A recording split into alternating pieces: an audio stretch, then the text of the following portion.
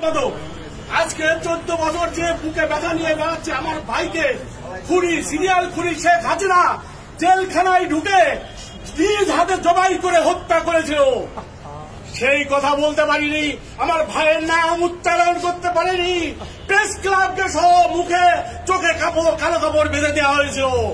আজকে আপনারা সেই সুযোগ এনে দিয়েছেন, সেই জন্য আজকে আমি এই কথা বলতে চাই যে আমার ভাইয়ের বিচার, আমার ভাইয়ের হত্যার বিচার চাই। শেখ হাসিনাকে ধরে এনে জন আদালতে ফাঁসির মাধ্যমে এই হত্যার বিচার করতে হবে। আর আমার ভাইয়ের নামটা আপনারা জানান, আমার ভাই জাতীয় বীর মেজর ফজলুল হুদা, জাতীয় বীর মেজর ফজলুল হুদা, জাতীয় বীর মেজর ফজলুল হুদা।